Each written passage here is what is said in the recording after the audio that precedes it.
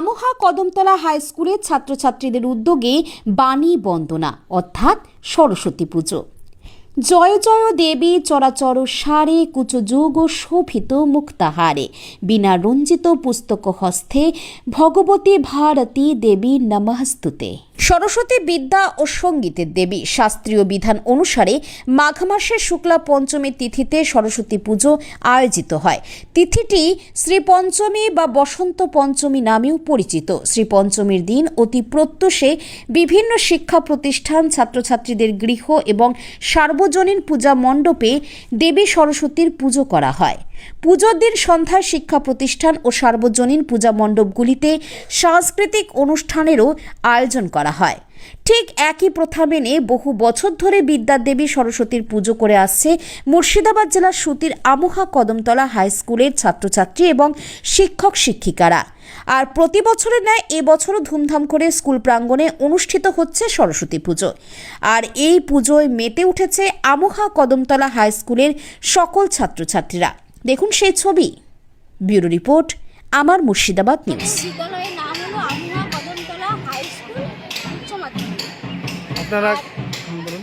আমাদের স্কুলটা একদম মুর্শিদাবাদের সুদিটু এলাকায় অবস্থিত, খুবই রিমোট এরিয়ায়, কিন্তু এখানকার ছাত্রছাত্রীরা এত ভালো, এত ওদের হাতের কারুকার্য সব কিছু এত সুন্দর, ওরা এত সুন্দরভাবে পরিচালনা করেছে পুজো।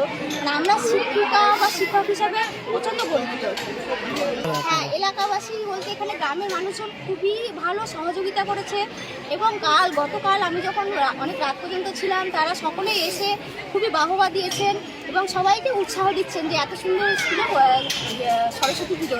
আমাদের অনুষ্ঠান সূচি বলতে প্রথম হচ্ছে আমাদের বিদ্যালয়ের এবার পুজোর থিম হচ্ছে ছাতা নিয়ে। আর এখানে পুজোর সকাল থেকে পুজো শুরু হয়েছিল, অঞ্জলি সব কিছুই হয়ে গেছে, কমপ্লিট হয়ে গেছে। এরপরে যারা ছাত্রছাত্রী উপোস করেছে তাদের জন্য খাওয়া দাওয়ার ব্যবস্থাও করা হয়েছে।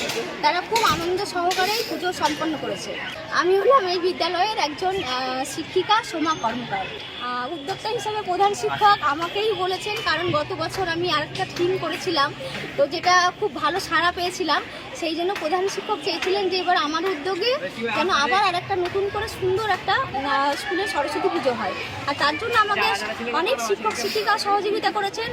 আর সবচেয়ে বড় ধন্যবাদ আমাদের প্রধান শিক্ষককে, যিনি এই উদ্যোগ নিয়েছেন, বদরুল ইসলাম। আর আরও যারা শিক্ষক শিক্ষিকা আছেন তাদেরকেও ধন্যবাদ।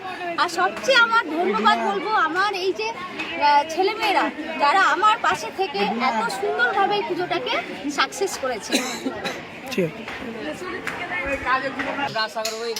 আরো সুন্দর করার জন্য এই জন্য আমরা সবার কাছে আশীর্বাদ চাইছি। আমরা বন্ধু বান্ধব সবাই খুব সুন্দরভাবে আমরা এটা উপস্থাপনা করেছি।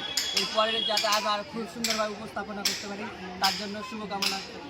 নেক্সট জেনারেশনের জন্য, তাই তো? ম্যাম আমাদের প্রোটেক্ট করেছেন সবসময়। ওনার নির্দেশনা থেকে আমরা এইসব আমার ছোটো ভাই বোন সবাই খুব সুন্দরভাবে সাহায্য করেছে আমাদের রাজ্যের যে সব ছাতাগুলো টাঙাতে।